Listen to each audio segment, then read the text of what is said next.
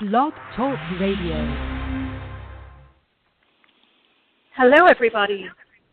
This evening we are talking to a wonderful author called Tom Ufert. Tom, I hope I'm pronouncing your name properly.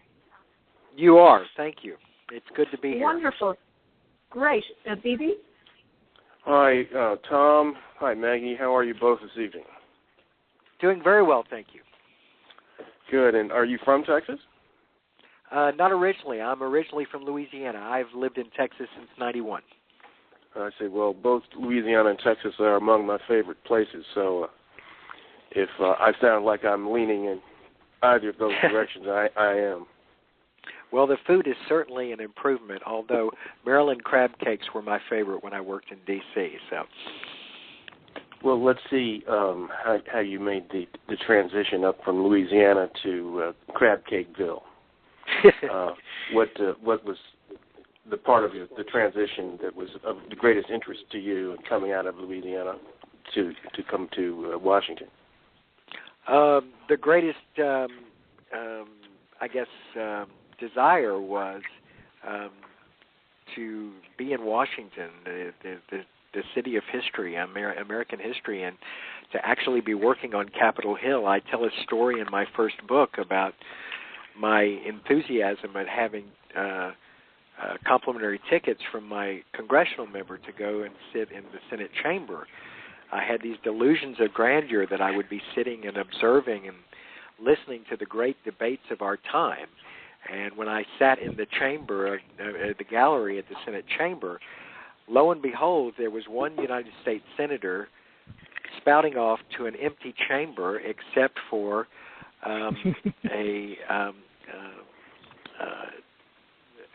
person taking it all down on a stenograph, and the House staff behind the big desk at the front of the chamber. And I was completely disappointed, but it suddenly hit me, this was no longer Mr. Smith Goes to Washington. It was real. And I suddenly realized this was the reality of modern-day American politics. I'm afraid it is. But you stayed for 11 political campaigns. Well, yes, I have worked on 11 political campaigns and thoroughly enjoyed them. The most recent one was when Ron Kirk, former mayor of Dallas, ran for U.S. Senate here in Texas.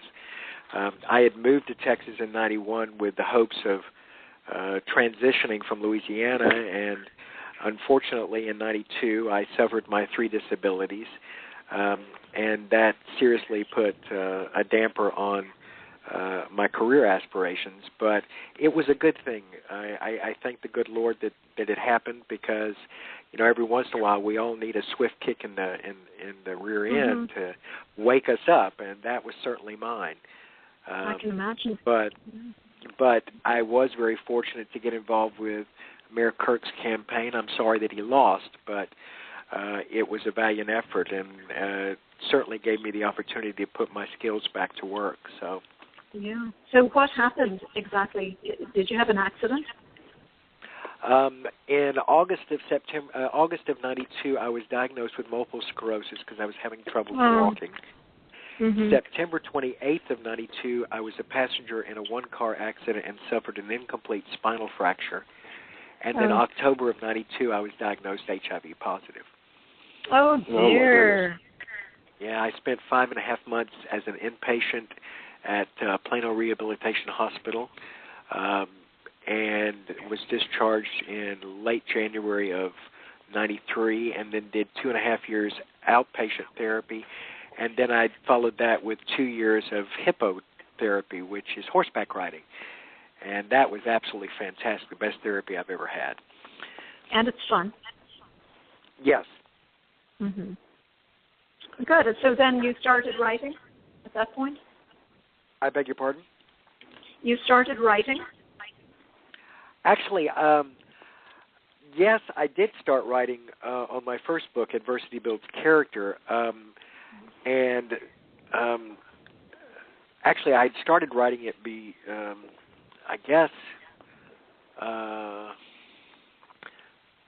shortly after my return home. My grandmother, Joy Campbell, had but had instilled in me that my story of surviving the 3 disabilities and the other adversities that I have been through in my life. When I was 6.5, my parents divorced. Mom remarried when I was 7.5. That marriage lasted 6 months. When I was 8 years old, Mom contracted multiple sclerosis, and by the time I was 10, she was completely wheelchair-bound. She attempted suicide, and I stopped her at age 10. My godmother at this point, her best friend, stepped into the picture and said, you know, Gloria, we need to help Thomas get in a more stable home. My son and daughter-in-law have no children and have graciously agreed to raise him as you see fit. And I moved in with them at age 10. And when I was 19, Mom, after suffering 10 years of dealing with MS, suffered a very tragic passing. She was the victim of a mercy-killing suicide. Oh, goodness. And, you know, but all of that transition in my life, moving from one family to another, and Mom's illness and all of that, plus the 3 illnesses, the 3 disabilities that I've suffered, Grandma said, you know, you've got a story that could really inspire other people and maybe help them cope with their difficulties, and you really need to write it. So for approximately 10 years, I wrote, and through one error or another, I was unable to complete it. But my life partner, me, a Dragon voice-operated program, because one of my, with the spinal cord fracture, I am only able to use 3 fingers in my right and 2 in my left. So I have to use typing sticks. But he bought me a Dragon program, and I, in roughly 6 months, wrote more than I had in 10 years, and finished the book in June of 2012, and got it published, and it was on market by November. Wonderful, wonderful. Yes. Well, I'm very impressed. I'm sitting here almost speechless with admiration for the character you showed during all of these adversities, and my hat really goes off to you. You're very kind. Thank you. I wonder, wait a minute, are we having a technical?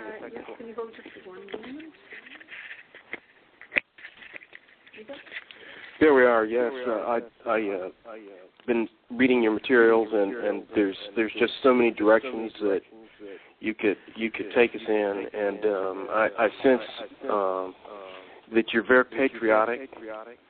I am very dedicated to the future and betterment of America, and I'm hesitant to ask questions because that would frame the discussion in a way that might take you away from the major themes and the major areas in which you wish to make a contribution. So I'm going to ask you to lead. If you want to do that, because I think that would make me feel that I was showing you the proper respect for a true patriot and a great American. Well, you know, after all my years of being a political activist, it suddenly occurred to me last year that with all of the dysfunction that was going on Capitol Hill, that it was time for me to sit down and write a political book. And this was something that I had not done and honestly had not thought about doing it because I had 3 other books planned before this one. But it suddenly hit me that this was the time that something needed to be written, and that's the reason I wrote Political C.R.A.P.S. And C.R.A.P.S is an acronym that stands for Compromise, Rancor, Affluence, Policy, and Stupidity. Yes. And it is to address a number of issues, and they include partisan dysfunction on Capitol Hill. They include campaign finance reform. They include lobbyist regulations. They include the revolving door policy of members of the government and Congress. When they retire or they leave office, they suddenly become lobbyists. You just had reports this week on CNN about numerous family members of 93 members of Congress who are lobbyists. Yes. And all of this raises serious questions on basic ethics. Now, when the average American looks at this, they shake their heads in disdain, because in business, this would be considered a strong conflict of interest. And the average American citizen naturally has serious questions as to why this is happening. But unfortunately, the average American voter fails to recognize that it's their responsibility to take action and change this course. And that's the purpose behind this book. The main theme behind the book is get informed, get involved, but just get it. Politics affects you, and individuals can make a difference. My life is a firm example of that. I'm a single individual with no extraordinary talents, and I make it very clear in the introduction of my book, I do not claim to be an expert by any stretch of the imagination. I am a former political insider who has experiences and knowledge that most citizens do not have. I have a great number of friends that come to me with problems, and because I know how to push buttons and pull strings within the political hierarchy and network, I get things done. My grandmother, for 10 years, tried to get dependent benefits from the Veterans Administration, unsuccessfully, after my grandfather died. She called me up one day and said, "Look, Tom, I know you've got pull or connections in Washington. Can you try and do something for me?" And I said, "Well, I don't really know anyone at the VA, but I'll try." A former friend of mine had been a veteran and died of lung cancer, and while he was struggling with that, I made contact with the VA's director of cancer research, had her personal email. So I sent her an email, and I said, I'm trying to help my grandmother with this. Is there any way you can get me in contact with the Secretary of Veterans Affairs? And she said, "Oh, yeah, he's a personal friend of mine. Here's his private email. Send him a message." So nice. I did. Nice. And in the subject line, I said, "Grandma needs your help." Well, to make a long story short, within 30 days, Grandma had her benefits. Now, that's the kind of thing I do. I don't waste time with bureaucrats. I don't waste time with subordinates. My attitude is you go to the top and you get things done. And unfortunately, the average citizen gets so frustrated. I feel so bad for elderly senior citizens when they try to go through the mechanism red tape. Oh, I'm telling you. You see, most Americans don't know where the term red tape came from. I mean, it came from the Civil War veterans, and their benefits and their records were all sealed in red tape. And at the end of the Civil War, they marched on Washington because they were not getting back pay and were not getting benefits. And that's where the term red tape comes from. You cut through the red tape. But I never knew that was the origin of the term. That's a fascinating piece of history in and of itself. I did not know that either. I would have thought it would come from the ticker tape machine that was popular in newsrooms in the 20s. That was white paper. Yes. Well, I'm a little colorblind, and sometimes white looks like red to me, so I must have looked at those movies a little too closely or not closely enough. But one of the themes that emerges from what you're saying is very much of interest to me because in the past 16 years, I found myself being equally confused by Obama and equally confused by Bush, and in both presidents, I found a sudden departure, unexplained to me and beyond my reckoning, in which certain key principles on which the American Republic was founded suddenly seem to Can I stop evaporate. For 1 second? Please stop. I'm sorry, Tom. Do you happen to have your computer on at the moment? Because we're getting a lot of feedback. That's what. Okay. Yeah. Let me shut that off real quick. I apologize. I didn't realize that. I didn't realize what that was. That was causing that. I heard it myself, but I didn't realize. Yeah. Okay. I know. You have to have a little bit of experience at it. Next time we have you back, you know all about it. I'm sorry, Bibi. Continue. Well, the 19th century and really the 20th century up until the Clinton administration struck me as an America that had a clearer, as you said earlier in this conversation, sense of basic ethics, a clearer sense of what was right and what was wrong. And we made, to use a cliche, we agreed as a nation that we would at least try to make the world safe for democracy. Yes.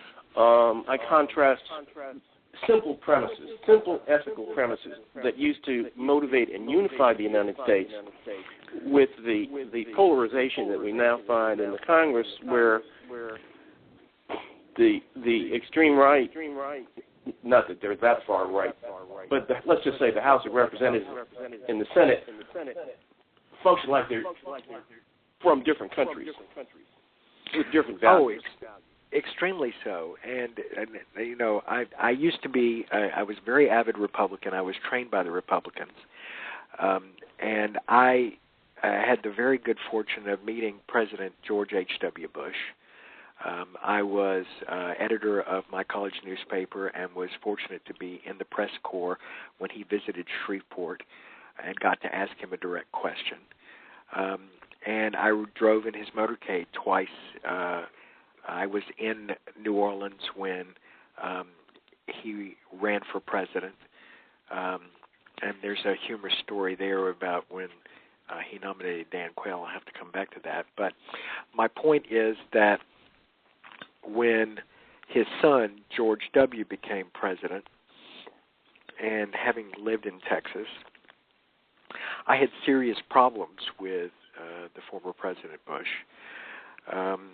And the Republican Party over that, and became a Democrat. Well, that didn't last long either. My good friend, I'm now an independent. I see. My good friend and mentor, Charles Buddy Romer, the former congressman that I worked for, who I ran his youth campaign when he ran for a successful bid for governor in '87. Buddy's attitude has always been, and I write about this in the book, he takes no PAC money, he takes no corporate donations, and he limits personal contributions to his campaign to $100.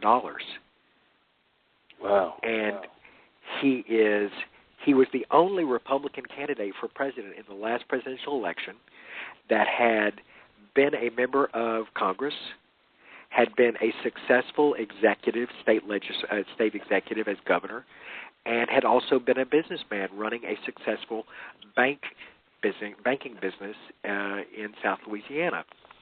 He got his MBA from Harvard, and yet the Republican Party didn't want to hear what he had to say about campaign finance reform. So they wouldn't let him on the stage at the debates. They kept changing the rules for him to get on there. So he left the party and ran as an independent. And his attitude was, if I can get 1 million American citizens to donate $100 to my campaign, that's $100 million. And I can run a successful campaign. But the difference between me and the other guys is nobody's got their hand in my pocket except for the American people, not corporations, not lobbyists. And that struck me. He's always believed that. And that's the way I think that American politics should be run. But unfortunately, you've got both parties, as Buddy so comically referred to them. They are hooked at the pocketbook. They're both hooked to the same system. So why should they do anything to change it? And in my book, Political C.R.A.P.S, I go through in great detail on the chapter on affluence, looking at the various attempts to regulate lobbyists and the feeble results that have come about with the legislation that was passed in 2007. It still did not address the requirement to report all gifts donated to members of Congress. It didn't address the revolving door issue to any great extent. And even President Obama, when he came into office, stated that he was not going to allow the revolving door issue to be effective in his administration. Well, I've got statistics in my book that show a number of the members of his administration have come from financial institutions and other institutions, and so that promise went out the window. And my attitude, I've worked inside the Beltway, and I know what happens. They come in with the right intentions. They come in saying all the right things. They get inside the Beltway, and let's face it, life inside the Beltway is like life in Never Never Land. It's like you're going further down the rabbit hole. And the average American citizen is sitting back in middle America going, what is going on? And it's the truth. You speak about what happened after George W. Bush and even before that, as George W. Bush, but even before when Clinton took power, there were serious ethical questions about his behavior. And I have no doubt that in 2016, as Senator Rand Paul is already beginning to bring that back up, but nothing has changed. It's the same thing. And the American citizen is wrangling their hands, and they get so frustrated, they just give up. They've become totally disillusioned in the whole system. Why should we bother? There's nothing we can do to change it. Well, that's the purpose of my book.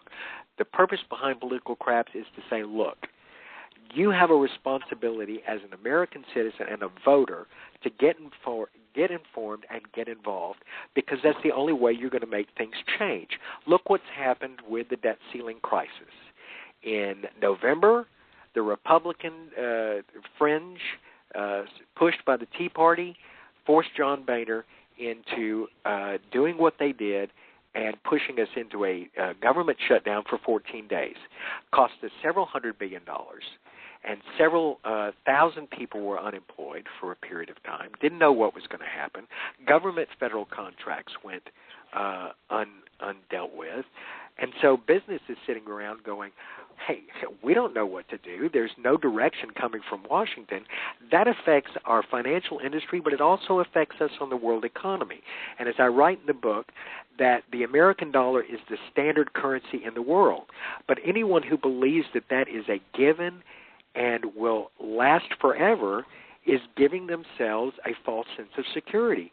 And the rest of the world is sitting back laughing at us, and they're saying, why should we invest and continue to seek the advice of a country whose own legislators can't seem to get their act together? So now the Republicans in the House, instead of wanting to go through the debt crisis again, John Boehner forced his fringe wing's hand, pushed it through, and before the Senate even got a hold of it, the House had already passed it because they didn't want to go down this road again. It's an election year. So, well, I think you've touched on so many important issues that it's like a smorgasbord. I feel like I'm in Scandinavia at the moment, in the palace in Stockholm. But just to start somewhere, Margaret and I have, for the better part of the past year, done programs about the state of corruption in New Jersey. Oh, definitely.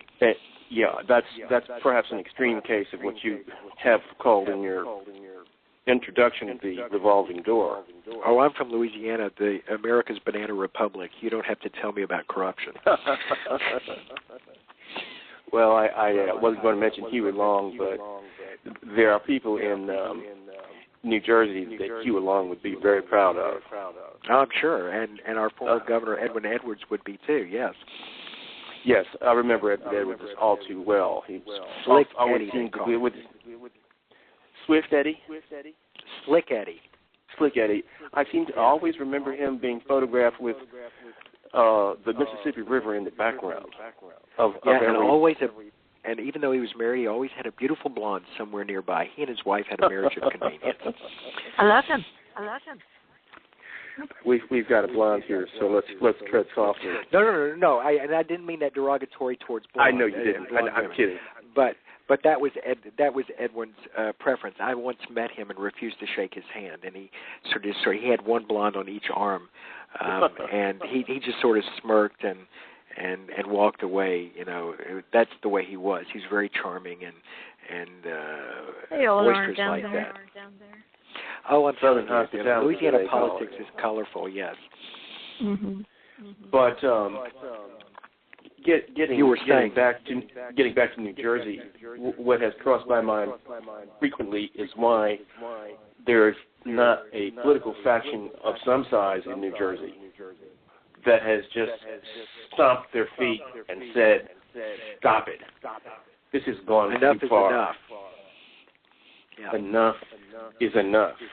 It seems to me, and I do not put myself on any pedestal of moral purity at all, that it's amazing that there is not a movement somewhere in New Jersey, whether of the left, the middle, or the right, where they are marching and protesting constantly, calling for fundamental reforms, and doing so with a great deal of passion and a great deal of pride in what is best about America. But people like to say, sit back. Yeah, I agree. I agree with you. It is amazing that some political systems on the state and local level survive for decades without any reform. Fundamental structural reform. Exactly. And the only conclusion that I can come to is that money and power have corrupted. You know, the old phrase, absolute power corrupts absolutely.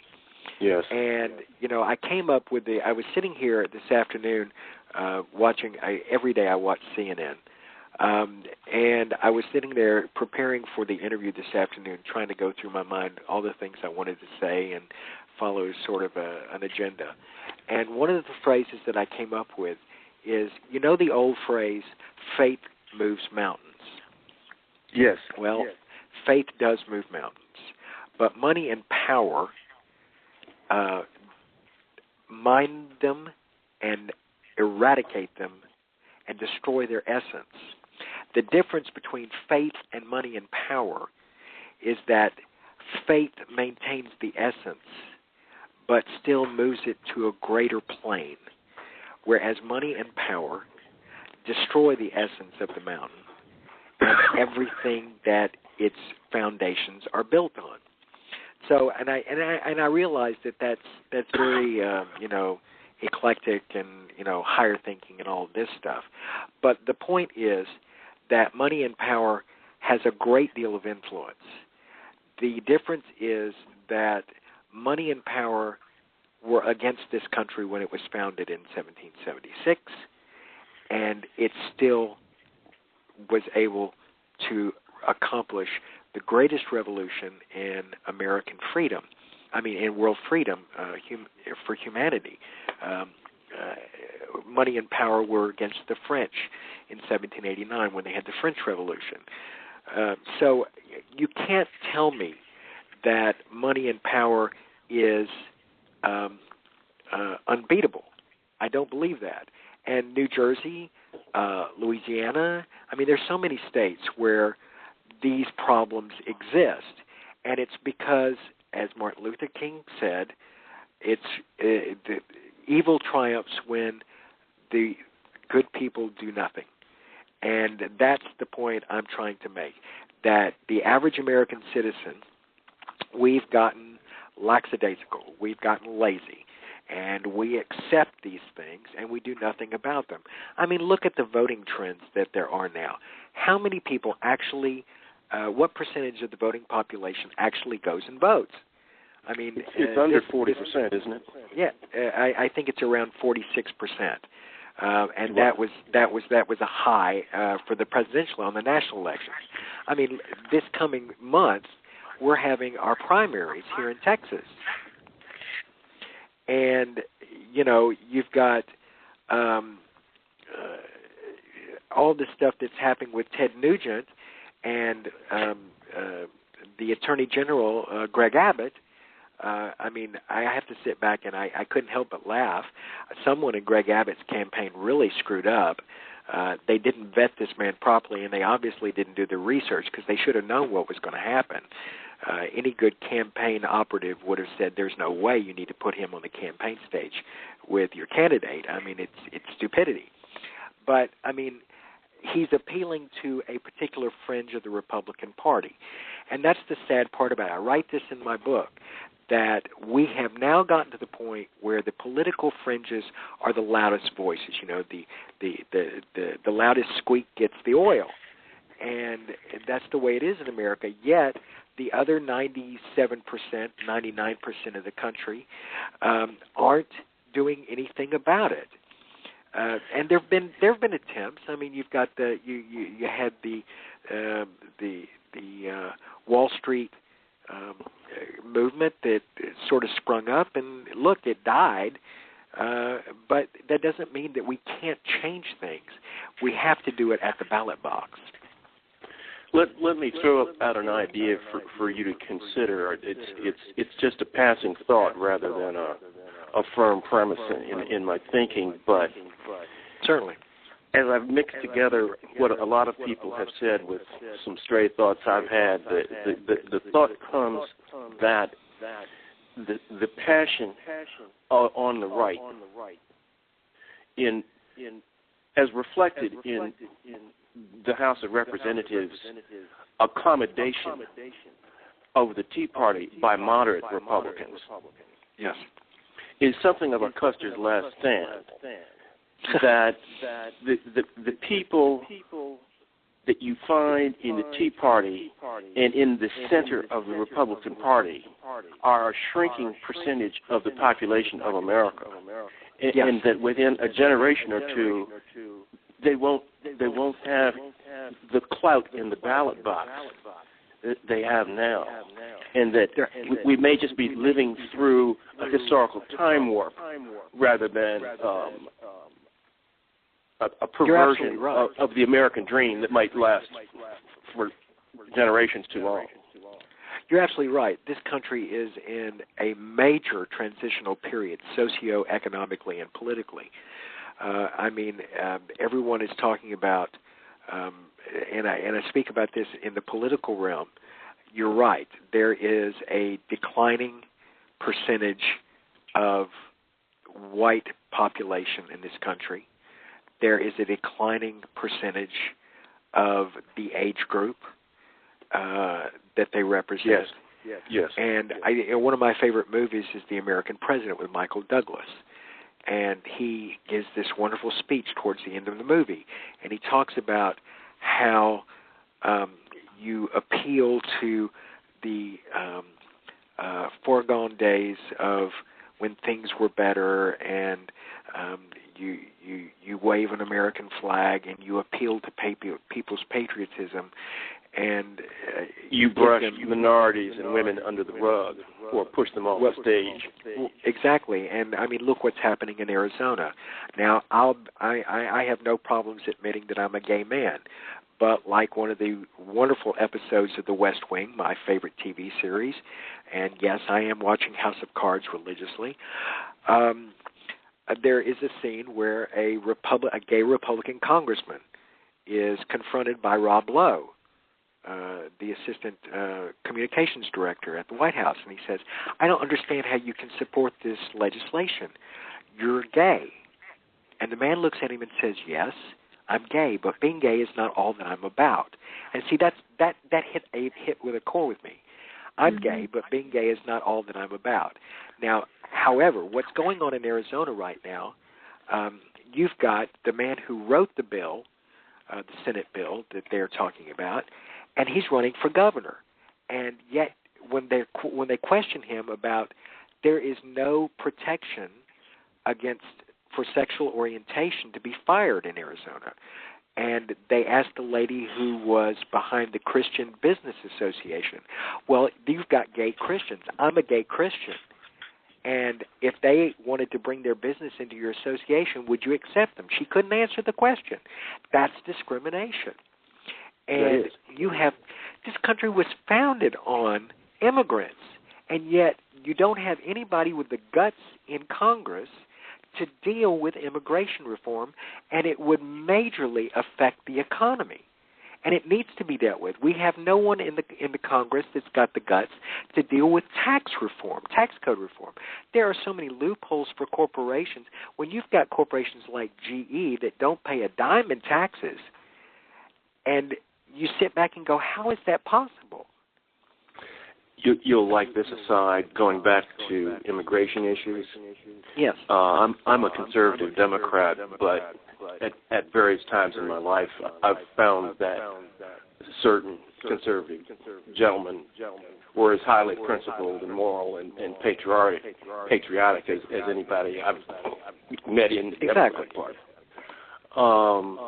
And beyond racism, in some cases even.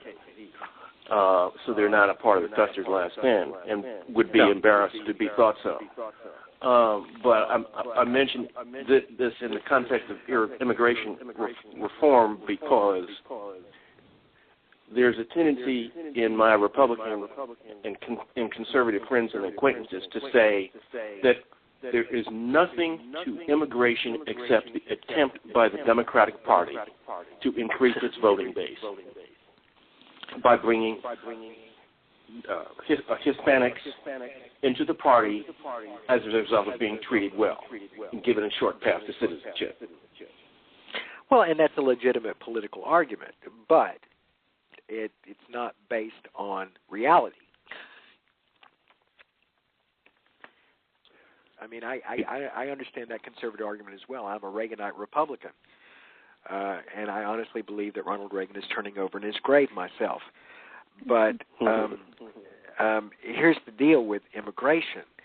Republicans can say that, but past elections indicate that the Republican Party is not addressing the issues that the Latino community, the Hispanic community, wants them to deal with. And immigration reform is one of the things that they should address if they want to expand. I hear so many Republicans nowadays saying that we are an open and expanding party. Well, your lead spokespeople don't seem to be the patrons of that expression, and it scares people. I mean, one of the things I talk about in Political C.R.A.P.S is the dwindling number of moderate legislators, whether they be Democrats or Republicans.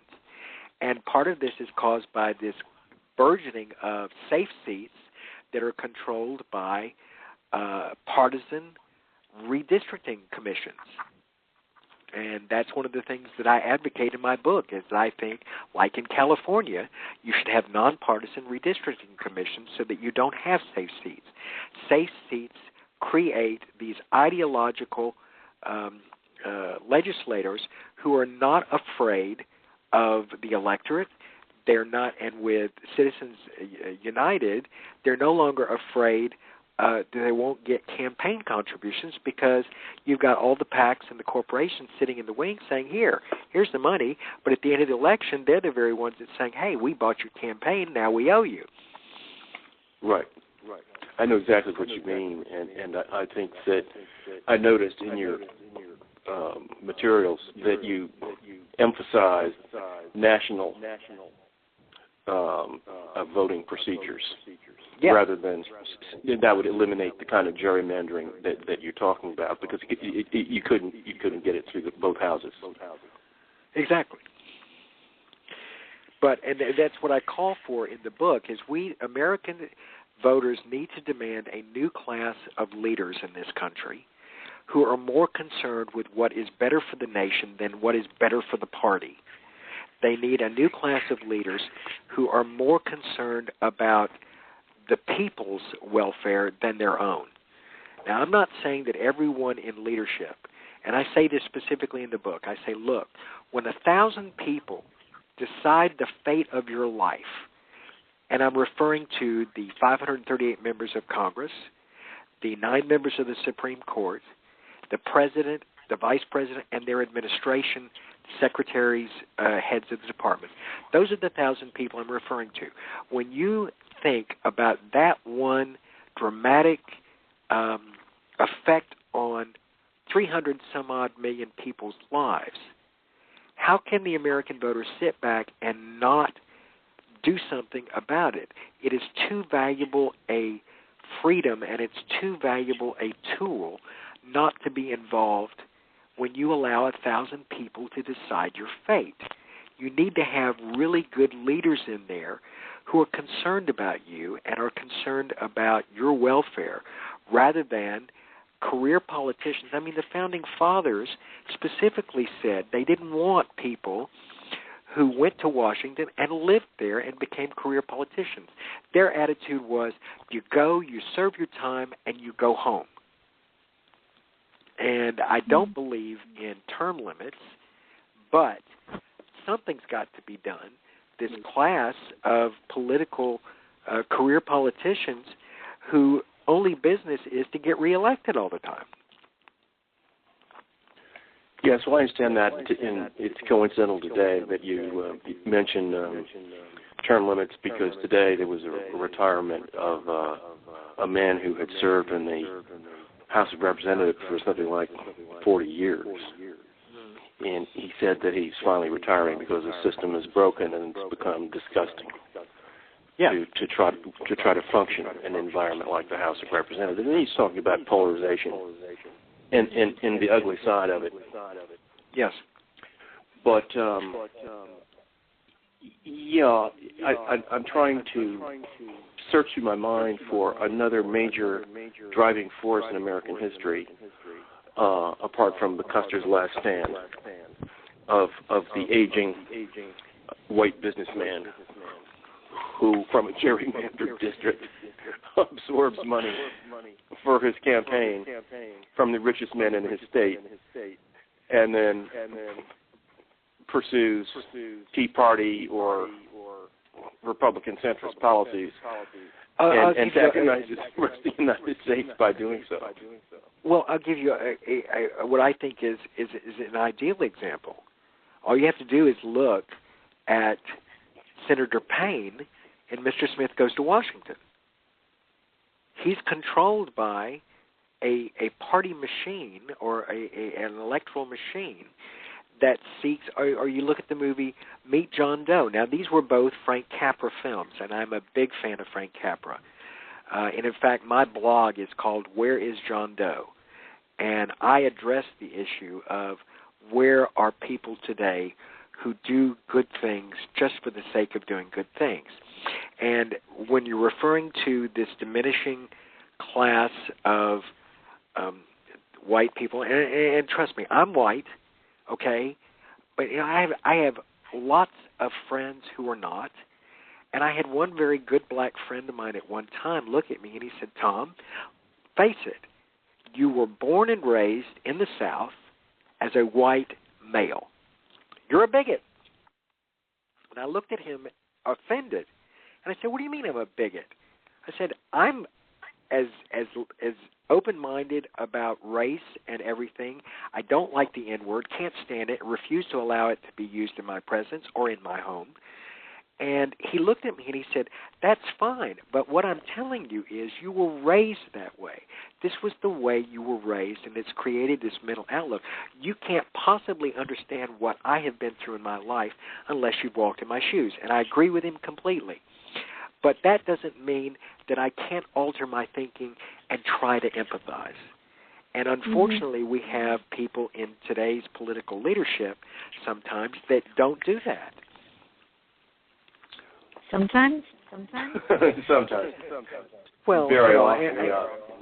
I don't want to categorize or stereotype all of our elected representatives, because there are great people, and as I write about in my book, I've met some wonderful leaders, political leaders. I've met 4 world leaders in my lifetime, and these are all individuals who, for the most part, were patriotic and they believed in their nations, and you can't condemn them for having ideological points of view. That's the great thing about the marketplace of ideas, and I don't do that. But when they stick so staunchly to their ideas that they don't have any room for compromise, as I write in the book, when did compromise become capitulation? And that's not the way it was supposed to be. I mean, I point in the book to American history, where Benjamin Franklin arranged for compromise at the Constitutional Convention for the subject of equal representation among the big states and little states in the Senate. And, compromise has been a founding precept in this country. Yet in our day and time, it has become, it's my way or the highway. And you've got people who will not compromise, and they will take the nation down a ruinous path just to say, we're right, and if you don't do it our way, well, we're just going to take the entire country down with us. And that is an absolute criminal and apocalyptic point of view, and I don't think the American people want that. Some say that just that motivation lurks very near the surface, or just below the surface of the Tea Party. Let's lose,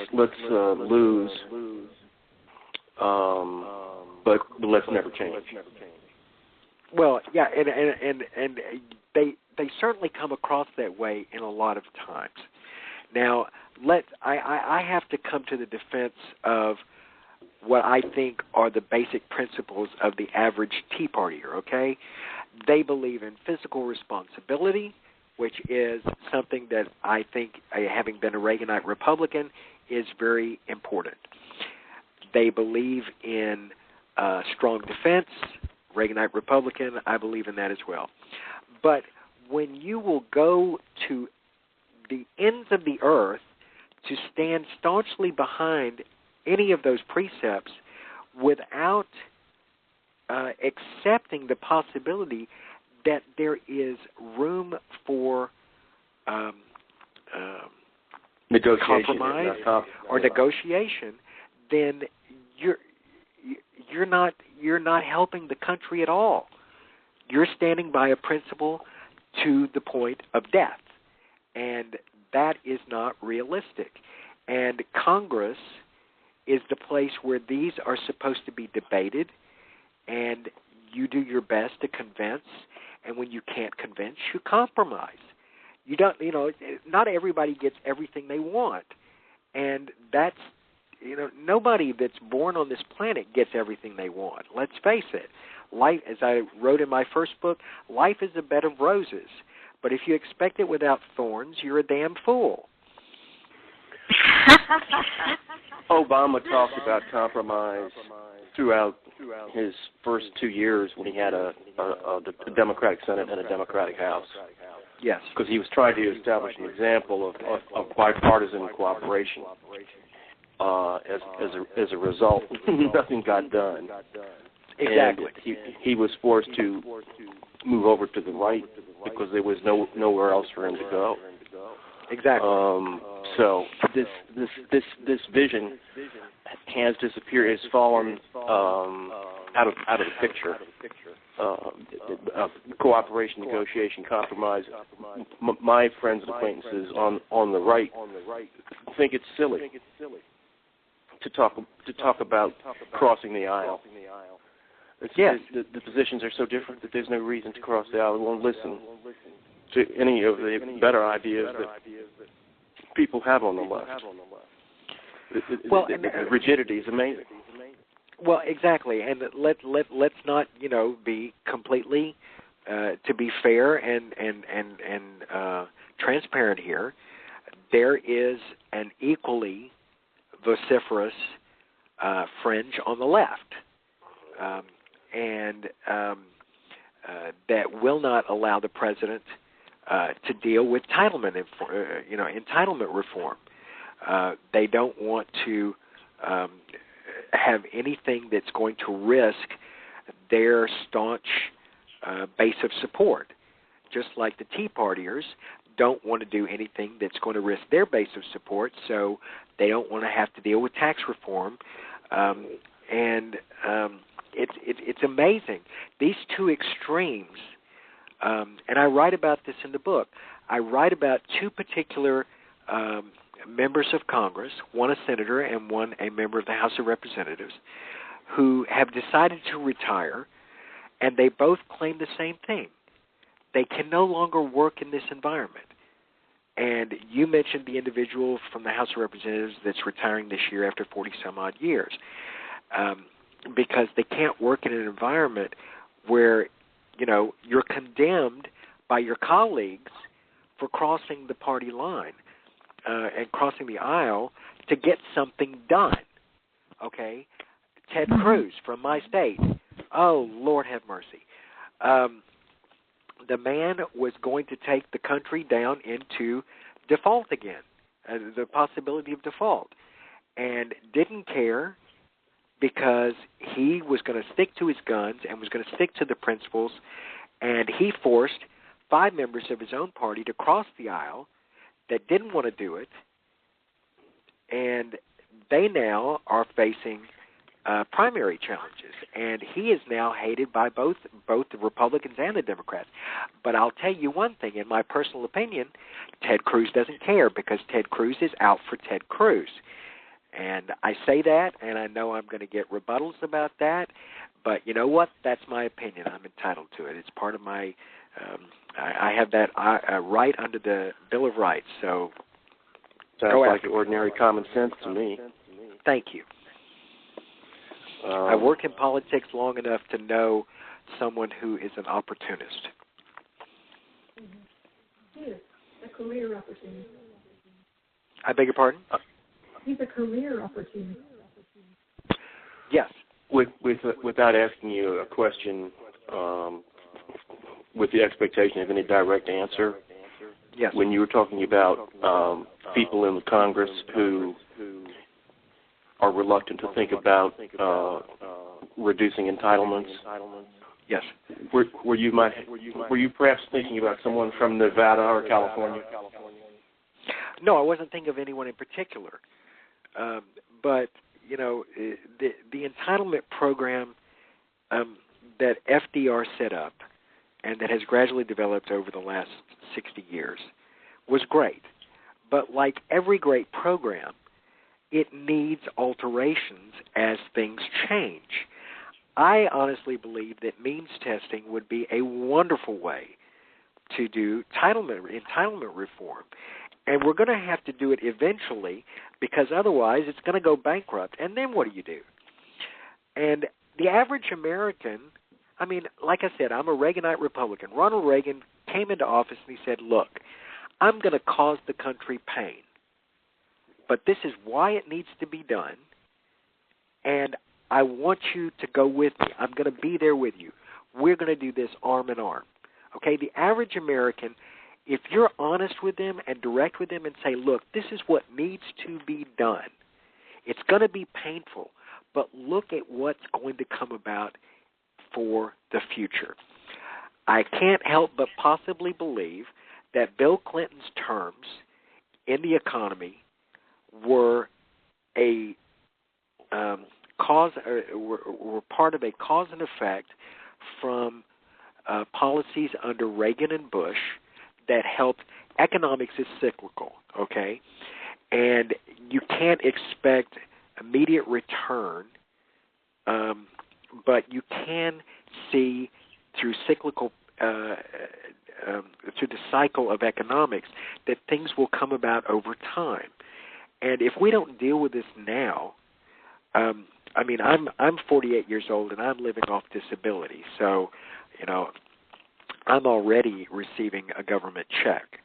But as the population gets older, and it's going to become a more urgent problem, and yet no one seems to want to deal with it because they don't want to risk getting fired out of their jobs. Well, or I'm not sorry. reelected. Well, that's what I mean, not getting reelected. They get fired, basically, at the ballot box. Well, I'm sorry. We need a class of leaders who stand up and say, okay, I don't care about reelection. I care about doing the right thing. And unfortunately, we don't have a lot of people anymore like that. They say, well, we can't do what we need to do if we don't get reelected. Well, that may be true. But had they ever considered that if you did the right thing, you'd get reelected? I see what you're saying. For a while there, certain people in the leadership roles of the Democratic Party wouldn't even discuss entitlements with the right. It wouldn't discuss it. So there's the same kind of rigidity. Exactly. It's the opposite of Tea Party rigidity.